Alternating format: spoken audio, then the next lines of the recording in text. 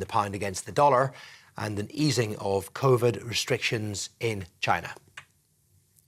TV online and DAB Plus radio. This is GB News. Now it's back to Dawn.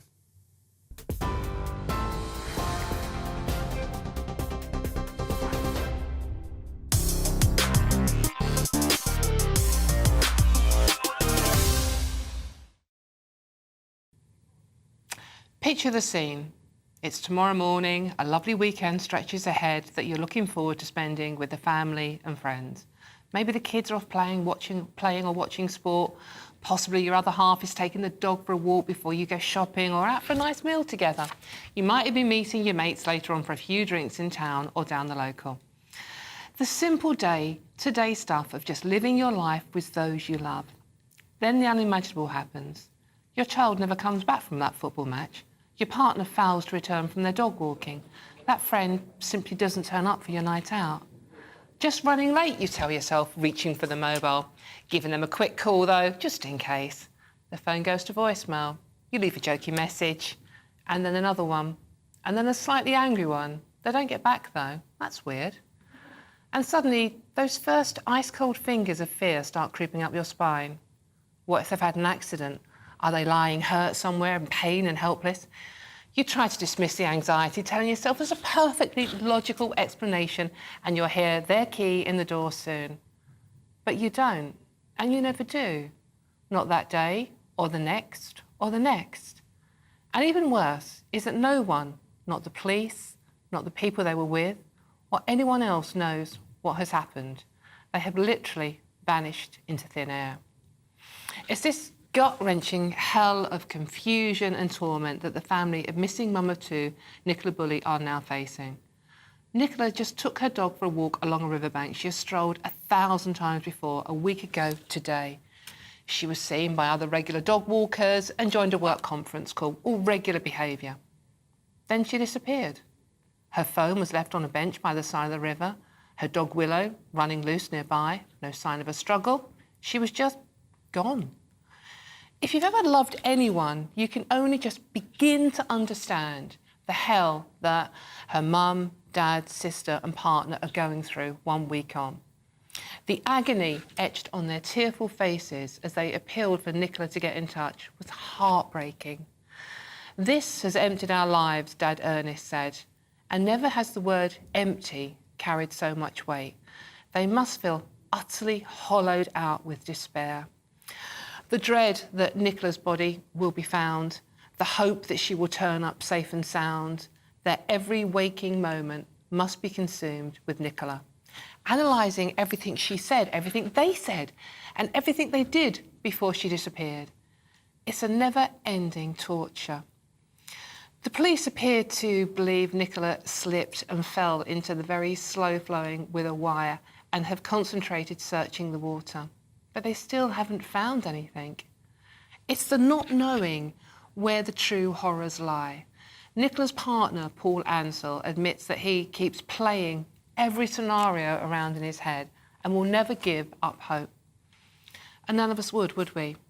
Because we always hope against hope that a missing loved one will turn up safe and sound, no matter how many hours, days, weeks, or, heaven forbid, years that they are missing.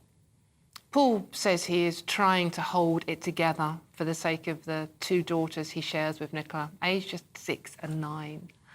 But even he admits there are times when that's impossible, because what do you say to a bewildered and scared little girl when she asks when her mummy is coming home, knowing that potentially you may never, ever be able to answer that question?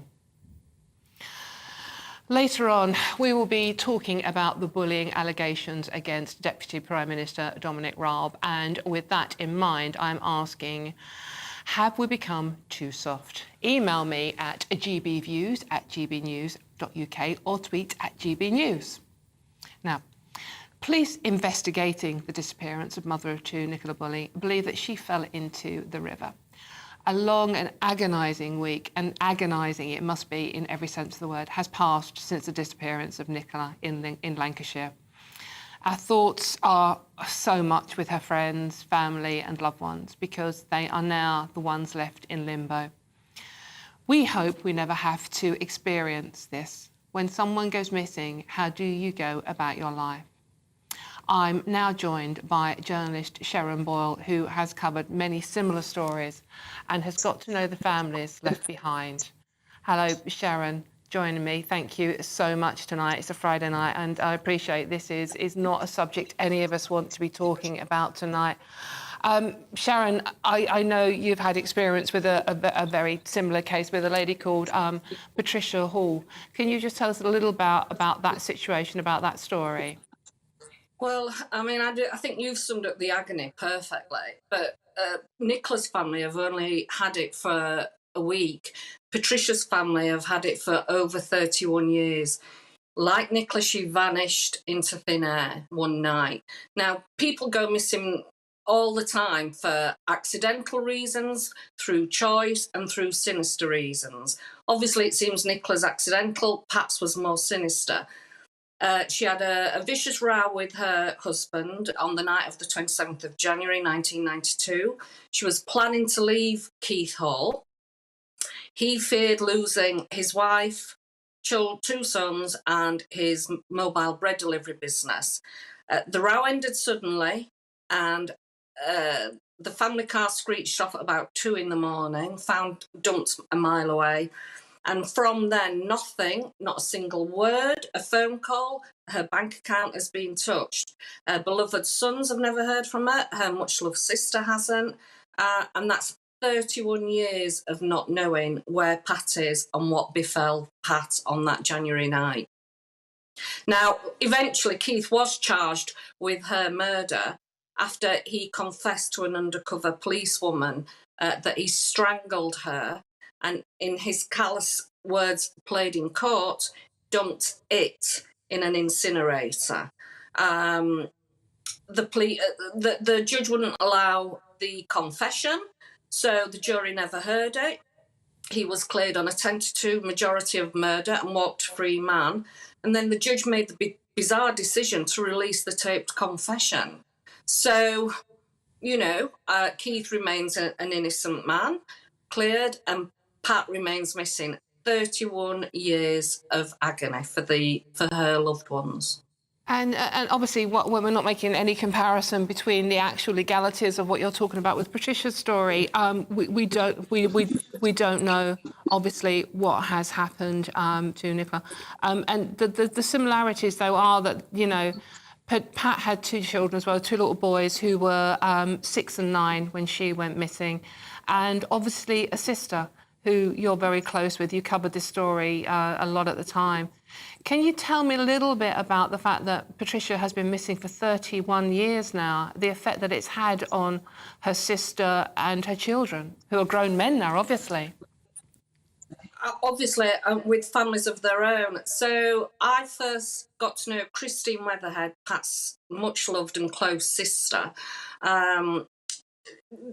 weeks after Pat went missing. It was treated as sinister really early on, and it was the first murder case I covered as a senior journalist. And Christine was a children's nurse, married to a farmer, a toddler and a baby, and for half our lives now, we have been intertwined professionally for me, personally for her, in the hunt for Pat, to find out what happened to Pat, justice for Pat. And, you know, she's now a grandmother. I still remain committed to this case, and I've told her I will keep writing, keep pursuing it until I cannot write anymore, or we get justice for Pat in some way or another. But Christine was a lovely, shy, possibly naive woman. She feels let down by the justice system. She's definitely had the corners knocked off her. And she's told me herself last week, we met for a coffee, and she cried and she said, you know, she does feel let down and she feels there's been no justice for Pat, but it's how it's changed her. She still wakes up in a night, like Nicola's family will for a long time. What if? What happened? Why?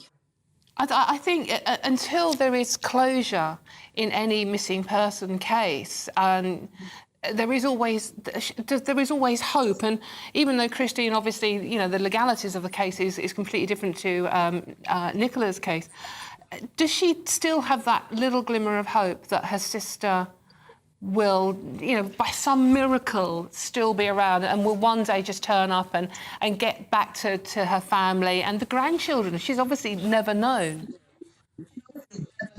No, she doesn't. No, she doesn't have that hope, sadly. And she's seeking closure. And she actually said to me today, I feel so sorry for Nicola's family because the only symbol of Pat's death, alleged death, is a rose tree that she planted in a Leeds cemetery. Now, and that open wound she continues to have. And I said it to her last week. It's an open wound and it weeps heartache, agony, anxiety, even all these decades on. And both of us just hope that Nicola's loved ones do get some sort of closure, because I wouldn't wish not knowing on anyone, having witnessed the ripple effect it has down the years on the loved ones. What about the boys? I mean, as you say, grown men with children of their own now. I mean, how have they coped with not having their mum for most of their lives? Well, they struggled. They've had tough times, as you would expect, and they struggled. And the recent documentary we all took part in, The Confession, that tells the tale of Pat's disappearance. They're adults now, they can watch that and make up their own mind. But again, they must have gone through years thinking she might send a birthday card or ring us. And it's that heartache. And, The Confession, it was a documentary about this case. How difficult was it for the family to watch that and relive the experiences of not having Pat in their lives?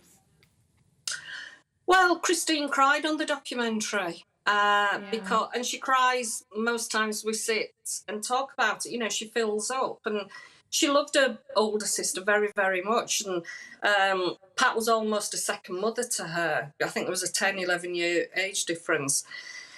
And she's still fighting for justice, as we call it, justice for Pat, and really all the Pats out there. As I say, it's very different to Nicola's, because the police have said there's nothing sinister, whereas the police don't say that about Pat. But it's the after effects of not having closure, as you say. And I really hope that the river, if it did take Nicola, that eventually in the coming days, hopefully, it will return her to her loved ones. And how do you heal, Sharon, being so close to this story with Patricia, when you hear stories like Nicola's story breaking? I mean, everybody's heart goes out to this family. It's just, you just can't imagine the horrors of, as I said in my introduction, a loved one going out for something simple like taking the dog for a walk or going to, for a kickabout in the park, and then just not coming back and never knowing. I can't get my head around the horrors of that. How do you feel when you hear these stories breaking, knowing what it puts families through?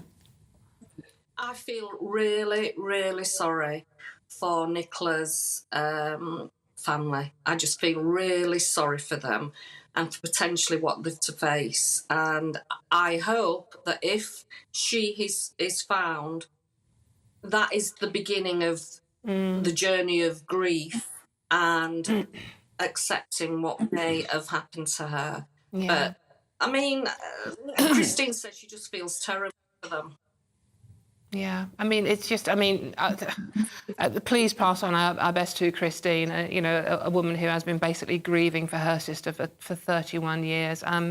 Thank you so much for joining us tonight, Sharon. It's fantastic to talk to you, and, hopefully Christine gets some sort of closure on her story soon. Thank you so much, Sharon. Thank you.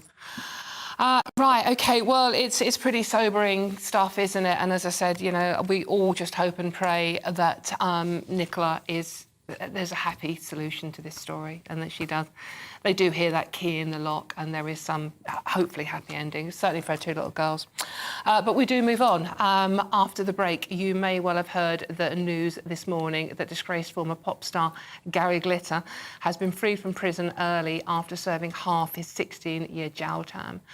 We'll get reaction to that from the founder of Yes Matters, Gemma Aitchison, who is campaigning for families to have longer to appeal the length of sentences.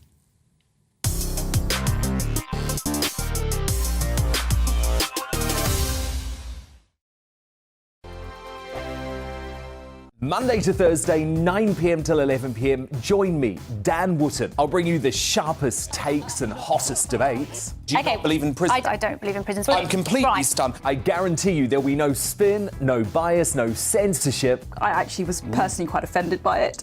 And no reason to go to bed. So I guess they've always been quite woke. That's Dan Wootton tonight on TV, radio and online. Monday to Thursday from 9 p.m. till 11 p.m. on GB News, the People's Channel, Britain's news channel.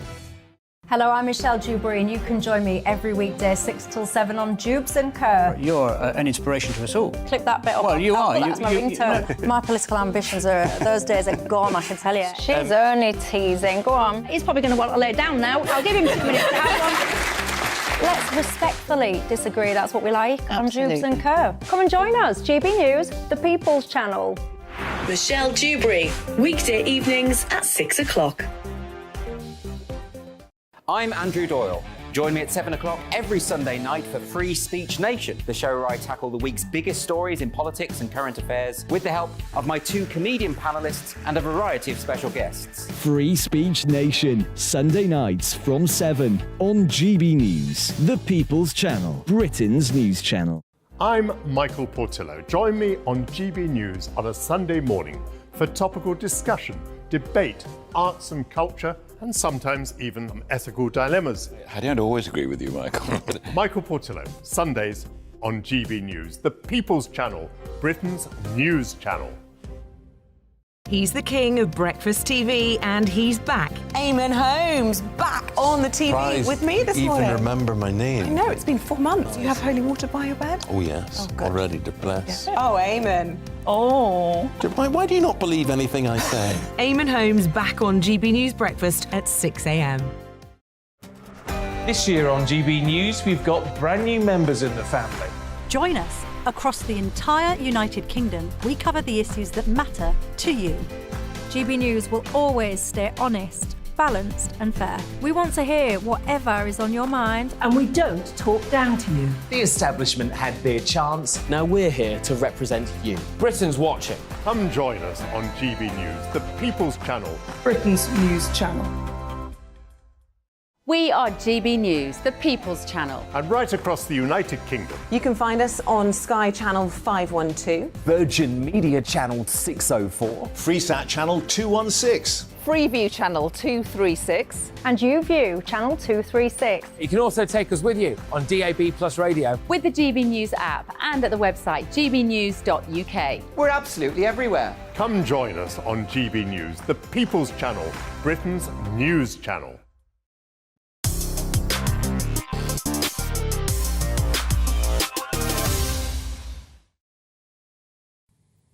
Welcome back.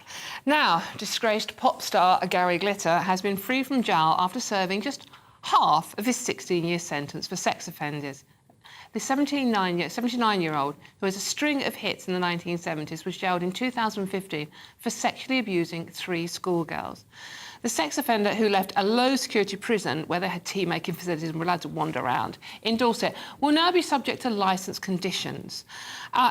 Well, joining me to react to this news, I know what my reaction is, I'll be sharing that soon, is the founder of Yes Matters, Gemma Aitchison. And Gemma, there you are. Thank you so much for joining us on a Friday night. Really appreciate your time. Now, my reaction, and back in the day I was a huge Gary Glitter fan, I have to admit, still got his albums.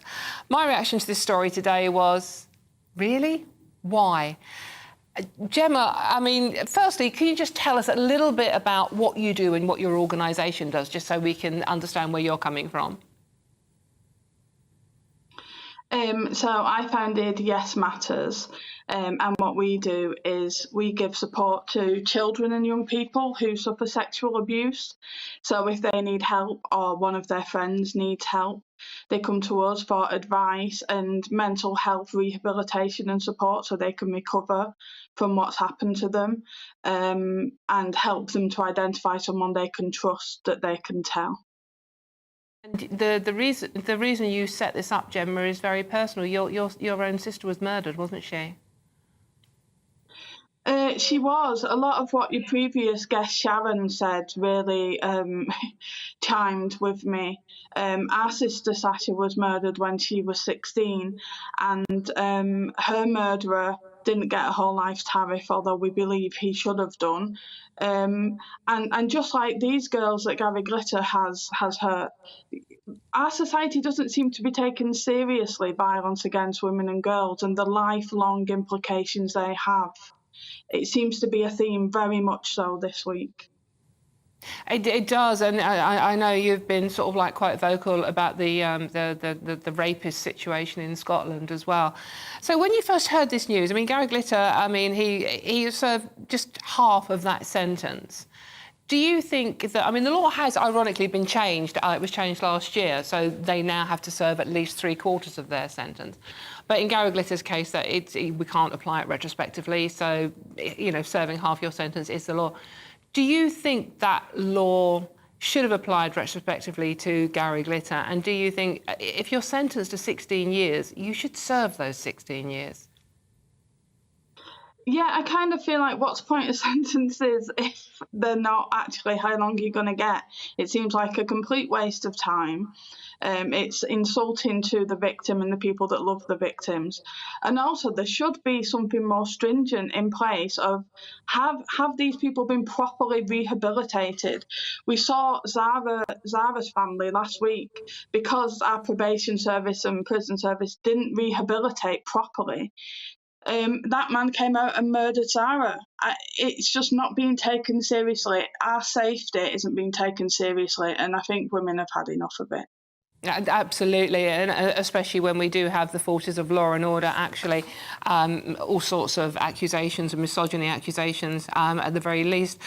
So do you I mean, the probation service are saying that Gary Glitter will be closely monitored. He will be limited to what he can do on the internet. He will have to stay in a registered accommodation. But as you say, Gemma, we have heard so many horror stories where people haven't been monitored when they've been released. So do you have confidence that Gary Glitter will be monitored and that the women and girls around him will be safe? No, this is the same probation service that publicly admitted last week to not being capable of risk assessing when it comes to women and girls. And also, in our society, you know, these girls that go through this, it has lifelong implications, and boys too. When they go through these things, it has really lifelong implications for these young people. And they don't, you know, they can't just decide to cut those implications short and just get rid of them. That's not what happens. So I don't really think that the people that are doing this, that are choosing to do this to other people, they should be able to just cut the consequences, to be honest. As you say, Gemma, the victims serve life sentences for this. Many of them young girls. I mean, I think one of Gary Glitter's victims was 11 years old. So that's a life sentence for them. This is not something you can move on from.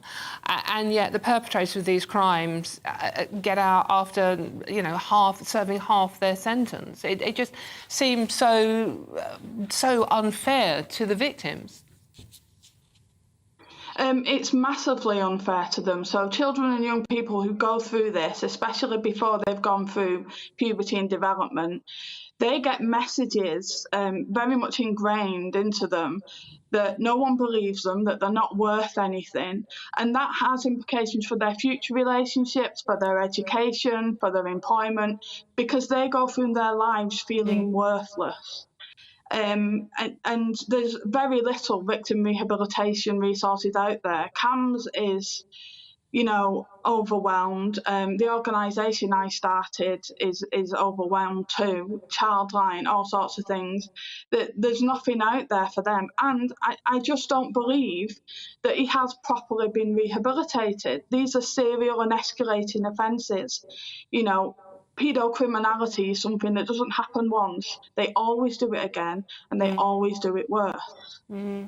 So you're not convinced that women and girls will be safe from Gary now he is back out, and it's a kick in the teeth for not just Gary's victims, but the victims of all the paedophiles and the rapists, and just finally, Gemma, can you tell me, if people want to get hold of your organisation, how they get in contact with you?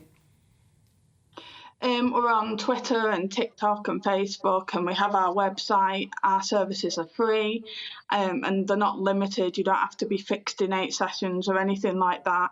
If you need any help or support, you can come to us. You'll be assigned a worker that will help and support you with what you need.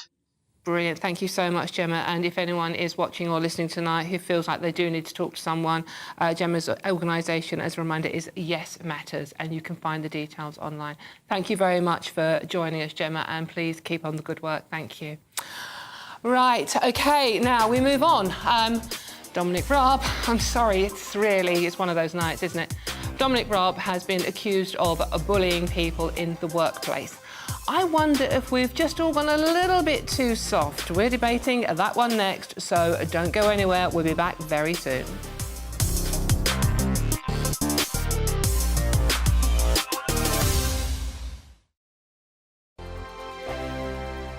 I'm Simon Evans. Join me on GB News for Headliners at 11 p.m. What's the scoop? I'll be joined by 2 of the country's top comedians. That's right. As we take a look at tomorrow's newspapers tonight. We're going to get into trouble. If it's a big story, we'll be covering it. Spill some tea on him. There we go. But we'll also have some fun. I wouldn't stick up a bank.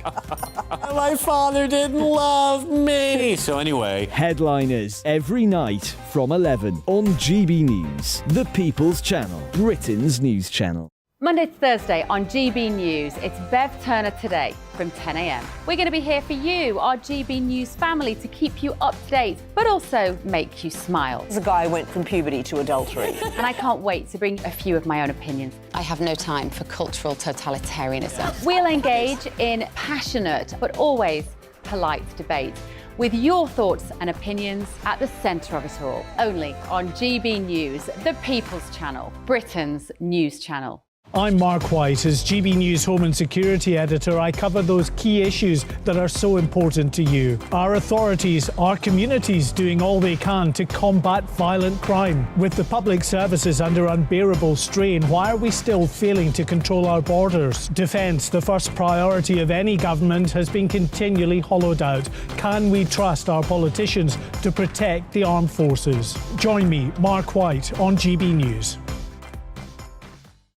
We are GB News, and we'd like to say thank you to each and every one of you for bringing us your conversations, for helping our great nation find its voice. We are here for you on radio, television, and online, across England, Scotland, Wales, and Northern Ireland. It's not the BBC, you actually get your facts right. We are proud to be GB News, the People's Channel, Britain's news channel. I'm Michael Portillo. Join me on GB News on a Sunday morning for topical discussion, debate, arts and culture, and sometimes even ethical dilemmas. I don't always agree with you, Michael. Michael Portillo, Sundays on GB News, the People's Channel, Britain's news channel. Hi, Andrew Pierce here. Join me every Friday lunchtime for a proper no-nonsense debrief of the week's events. With special guests in the studio and the GB News team on the ground, I'll be getting you up to date with news, some intelligent discussion, and my own sharp take. The weekend starts here with me every Friday lunchtime on GB News, the People's Channel, Britain's news channel. Join me, Laurence Fox, on GB News. Frank, fun, fearless, and sometimes serious. Much as I love a Friday night punch-up, what I really want is a battle of ideas. I want to look at things differently. I want to hear different voices and engage with your unique experiences. Every Friday at 7 p.m. on GB News.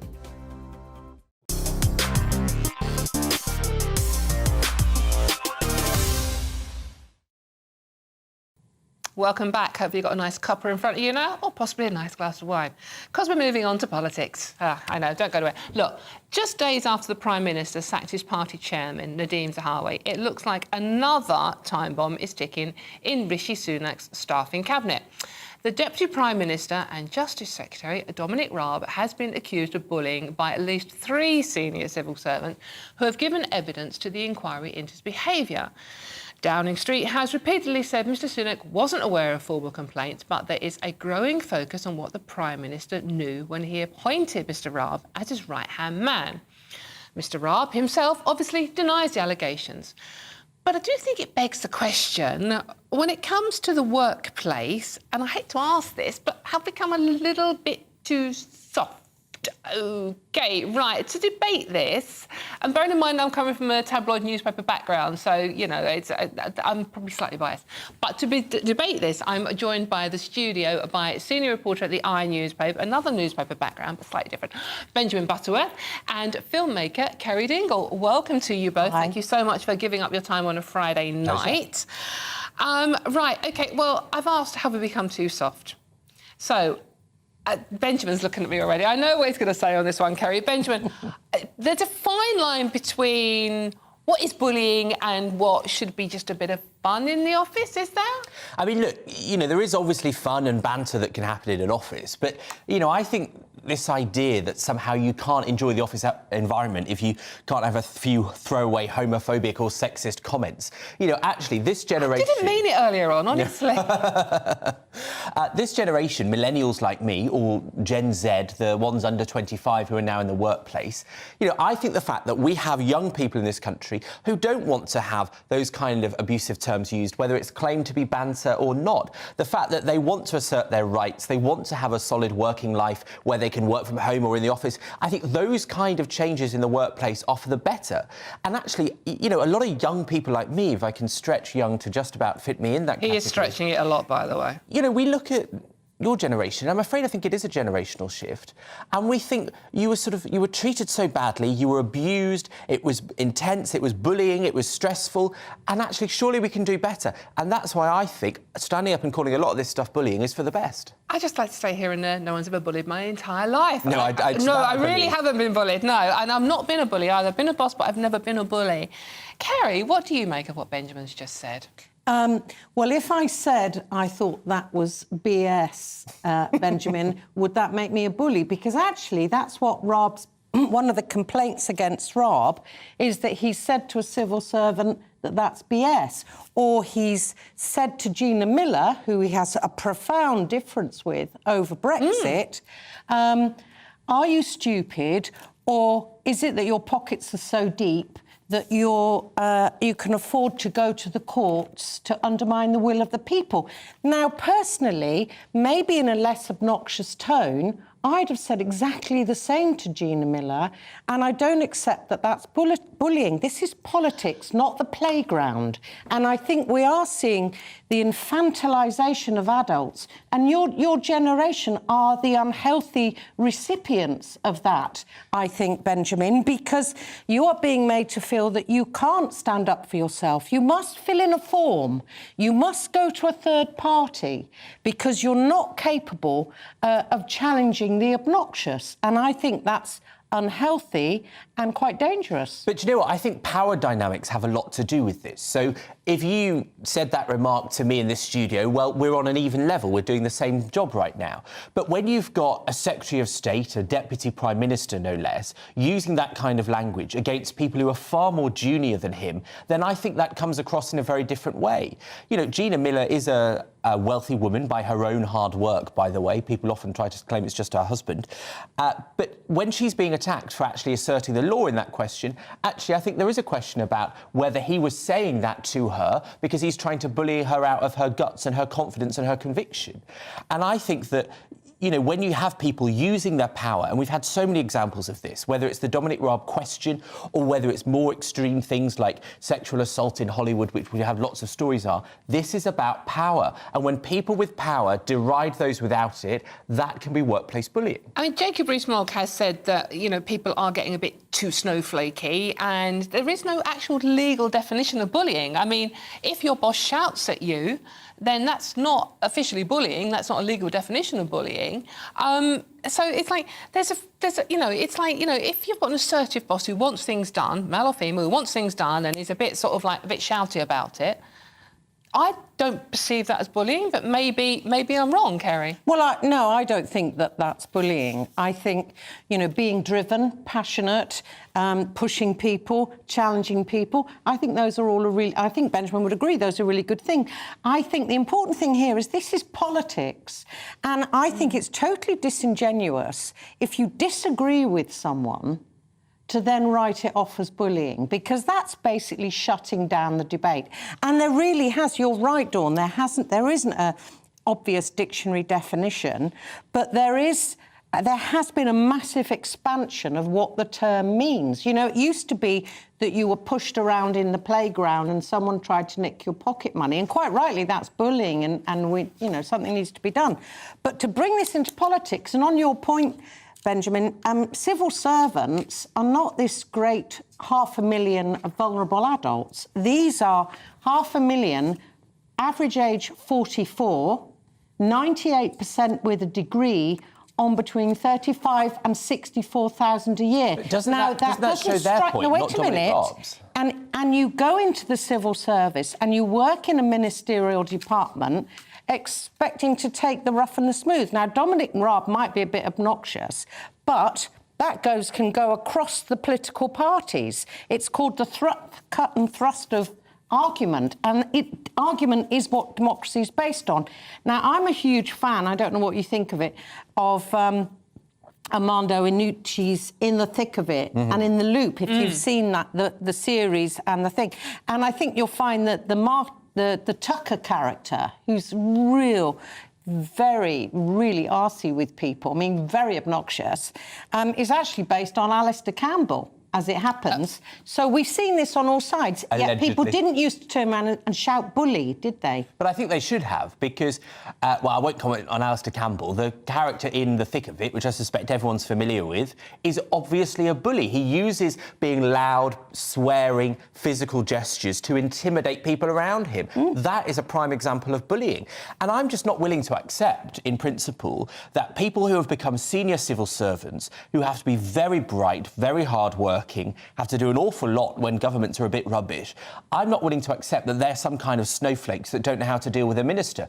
If they've become a senior civil servant, they've dealt with many ministers over the years. Why is it that Dominic Raab is the one that crossed the line? But why is it that the substance of politics is no longer the politics? It's not what these ministers are doing and saying and arguing for. It's their behaviour. It's how they do it. It's their tone. I think it's a tragedy that we've moved into this realm and that we either have victims or bullies. And I think it's damaging to politics, and it's very degrading for those of us who want to question things. I think people who stand up to bullies are the reverse of victims. They are the people that are doing the right thing. And that's why I'm proud to be part of a generation that doesn't stand for the same workplace attitudes that we're normal. But you don't challenge things, Benjamin. You complain, or you file a report, or you call a third party, or you want someone to adjudicate. It's not, as of old, in my youth, we would do things like send someone to Coventry,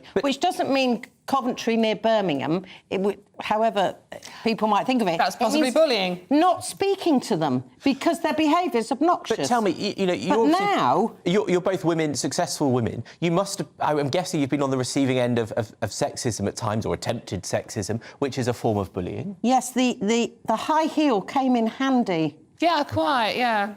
They'll come out of hospital soon. But, tabloids, you, of course, are an extremely pleasant person to work with, but tabloids have a reputation for real bullying cultures. But they also... It's spewed over into an entire inquiry only a few years ago. I've worked on tabloids pretty much all my career, and the only person that ever attempted to bully me, depressingly, was another woman. And I dealt with it by diffusing it with humour. The last thing on my mind was giving her knowledge that she'd upset me in some way by filing a complaint or reporting her. I dealt with it, and I didn't perceive it to be bullying. I perceived it to be a bit of challenge, I think.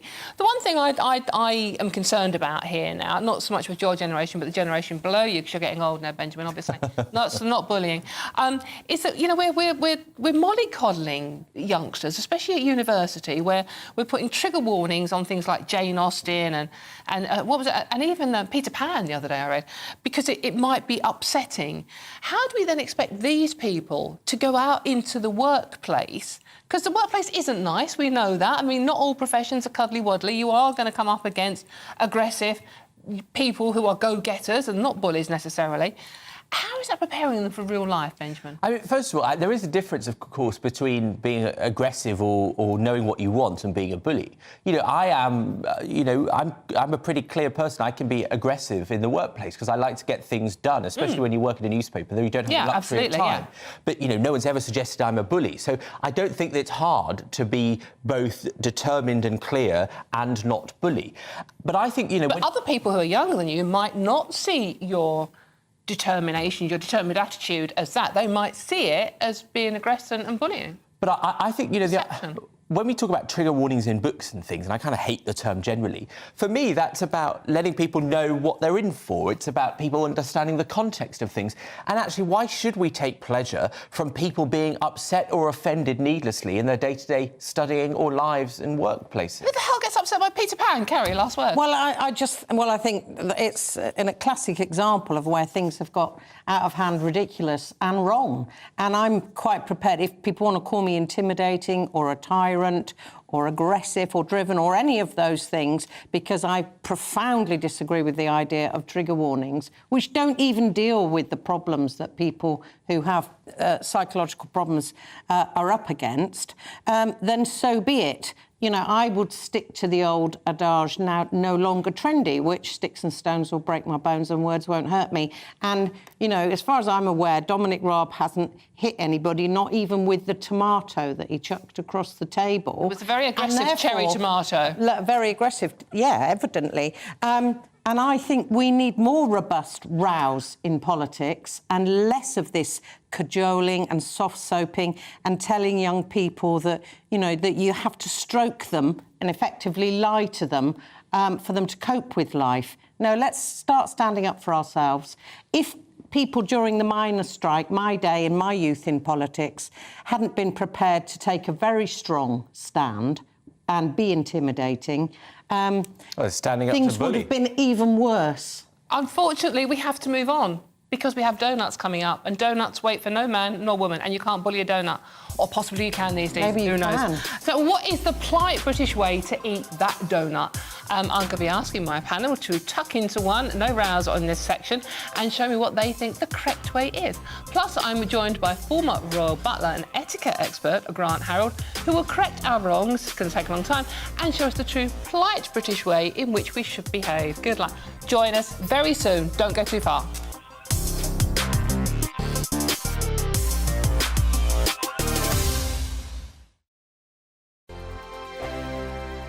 Here on GB News Live, we'll be keeping you in the picture, finding out what's happening across the country and finding out why it matters to you. We'll have the facts fast with our team of reporters and specialist correspondents. Wherever it's happening, we'll be there from 12 noon on TV, radio and online. GB News, the People's Channel, Britain's news channel. I'm Andrew Doyle.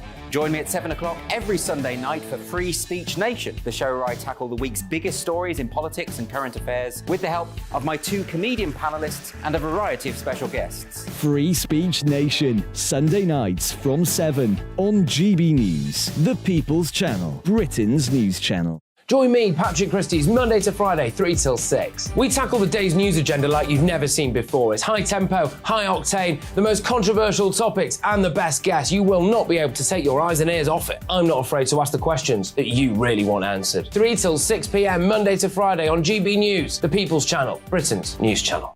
Join me every Sunday at 6 p.m. for Gloria Meets. In exclusive interviews, I'll be finding out who our politicians really are and what they really think. It's something that you would never want anyone to suffer. I didn't know what channels there were. I didn't think I'd be believed. I must have weighed about 7 stone and I'm 5'8". My instincts was to sort of cover this up. I mean, clearly that was a mistake. Join me every Sunday at 6 p.m. on GB News, the People's Channel, Britain's news channel. We are GB News, right across the nation. You can get us on television, on radio, on digital. We're absolutely everywhere. Amazing! You see, amazing! You remind me of me in the European Parliament. But here's the most important bit. We are not part of the mainstream establishment. We think and speak just like you do. We are the People's Channel. Magnificent. That's really, really thoughtful. Come and join us on GB News, the People's News Channel.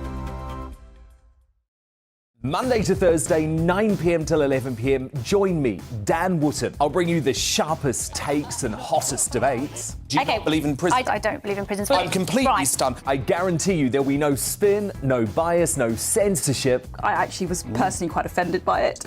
And no reason to go to bed. So I guess they've always been quite woke. That's Dan Wootton tonight on TV, radio and online. Monday to Thursday from 9 p.m. till 11 p.m. on GB News. The People's Channel, Britain's news channel.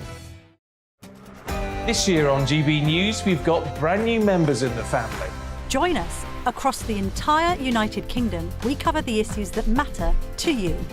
GB News will always stay honest, balanced and fair. We want to hear whatever is on your mind. And we don't talk down to you. The establishment had their chance. Now we're here to represent you. Britain's watching. Come join us on GB News, the People's Channel, Britain's news channel.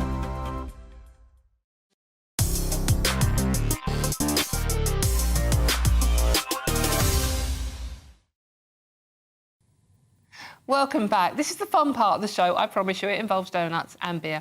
Right, from queuing to opening the car door for your date, Brits have always been known for their manners and etiquette. Probably not this one.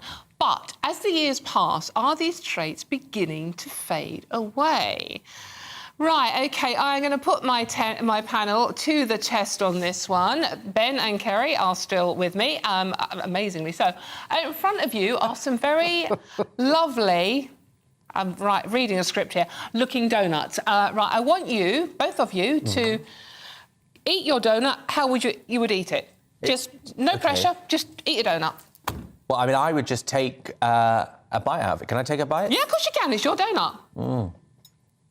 That's nice. Shall I do Harry, how would you eat your donut? Would you do that? Would you do that? Seriously? No, I don't eat donuts. I'm just... I mean, I was trying to be polite by taking a small bite. I don't like donuts, and I especially don't like ones with sprinkles on. Right. So actually, I'd probably go like that and take the sprinkles off. If I were at home, I'd have had half that in my mouth. I'm ruining it all for you, Dawn. This is going really well, isn't it? Any case, right? And right, the reason we're doing this, I'm just not making this up as going along. Right, and an etiquette expert on TikTok called Lucy Challenger, is that a real name? Has posted a video where she demonstrates what she deems as the polite British way to eat a donut. So we have a quick look. I'm going to show you how to eat a donut in a polite British formal Western setting. Of course, to eat your donut, you can pick it up with your hands, although donuts typically are covered in a lot of sugar, so it can become a rather messy affair. If you were ever confronted with a donut in a formal dining setting, I would use my dessert fork because it has a side specifically for cutting the pudding or dessert. And of course, you can use a knife if you wish. I would take the fork and then I would simply cut through the donut, repeat the action, and then spear the donut with the fork and place a neat bite-sized portion into my mouth to eat. And at that point, I'll probably be sticking that fork in my eyes. I'm sorry. I mean, what even is a dessert fork? I've got no idea. So, but Kerry, you were closest. Thank you. Well done, dead posh, because you don't like donuts. And you're just, I'm sorry, common as muck. Yeah. Right. To get us back acting prim and proper in the true British way, see, I'm talking posh now, and to analyse your donut eating etiquette, I'm thrilled to say I'm joined by Grant Harold, former royal butler even, and etiquette expert. There you are. Thank you so much for joining us on a Friday night, Grant. I would just like to know what you make of my panel's donut eating etiquette. What were you seeing so far?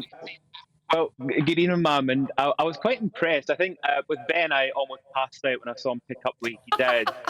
Terry, I was quite impressed at the fact that there was I thought initially it was a knife and fork, but obviously it was a dessert spoon and fork, which confused me a little bit. So that was the closest I would have said if you're trying to get it right. Okay, well, she's much. I'm not going to eat my donut because I will really embarrass myself. Right, I understand you've got a little quiz coming up for us as well, because it's not just donuts we're in trouble with, is it? I know, and just quickly mention with the donut, what I would have done is already pre-cut it and then use your fork if you're in a royal setting. But I have got a little quiz that I thought I could put you through just to see how you got on. So the first thing I've got here is asparagus. So you have an asparagus on its own. How would you eat this? Would you use asparagus tongs? Would you pick the asparagus up and use the base to eat the top of the soft part? You're going to eat the soft part of the asparagus using the base to hold it. Or would you use a knife and fork? Oh, Kerry, you got the donut, right? I'd use, unless I was dipping asparagus into a soft-boiled egg, and when you use it instead of a dippy finger and it's yummy, then I'd hold the asparagus. But if it was on a plate, I'd use a knife and fork. Yeah, I'd use a knife and fork, although we do have tongs here, so I'm guessing, is that the right answer? No. Oh, I don't know what the tongs are for. I'm a bit worried about the tongs. I'm trying to think. Okay. Your eyebrows. So you would actually, if it was on its own, if it was served on its own, you'd use your fingers. You can pick it up so you can dip it and you use the thick end to hold and eat the soft part. But as Kerry's mentioned, if it's on a plate with other things, then also you'd use a knife and fork. Right. Okay. We have to whiz through this so quickly. Oh, right. I've got one question, right? Okay. Is it ever polite to drink beer from the bottle? Not this is a personal question at all. Grant? Oh, dear. No. Right. Okay. No. No. Right. Fine. Right. Okay. Thank you so much for that, Grant. That's really helpful. You stop that behaviour from 1 year old, normally drinking from a bottle. But anyway. You made me feel like a right lady tonight. Thank you very much, Governor. Thank you so much for joining us, and enjoy that donut. Right. Oh, right, OK. Well, coming up, I have to go. The doctor is in the house, sitting in for Mark Dolan. I don't know if there's donuts involved in that show or not. Possibly beer, but I'm sure it's going to be very, very exciting indeed. So don't go anywhere. You've got the weather coming up first, and all that remains for me to do is to thank Kerry and Benjamin for joining me, and to wish you all a very, very lovely weekend. Hopefully the weather will be kind to us, so stay safe, love your families, and don't drink beer from bottles, because that's very wrong. So I'm obviously not going to do that in any way, shape or form. But cheers. Have a lovely weekend, everybody.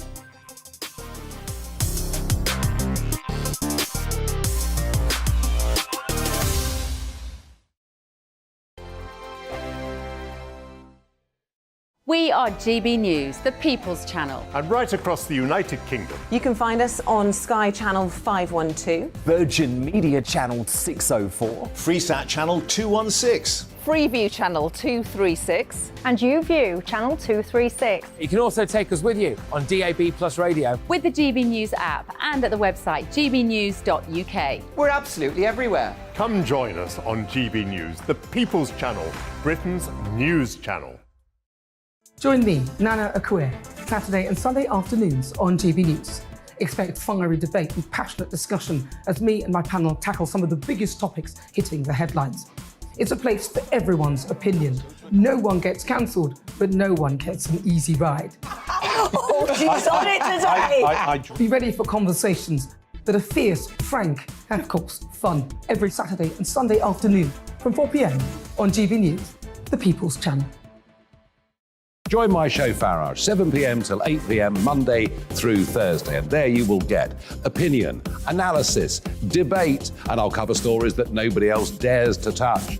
You've been cancelled. Join the club. Oh my goodness me. And then for the last 15 minutes, talking pints. We're over a drink. We have a civilised conversation with someone. We very often disagree, but we do it in a grown-up way. Come and join me on Farrow. Hello there, it's Eamon Holmes here from Breakfast on GB News. We're not just on your television and your screens, you know. We're on DAB plus digital radio, so you can listen to your favourite shows on the move. If you've not yet listened to GB News Radio, it's very simple. We're on your radio player and tune-in apps, on your smart speaker, phone or tablet, or online at gbnews.uk. Take us with you wherever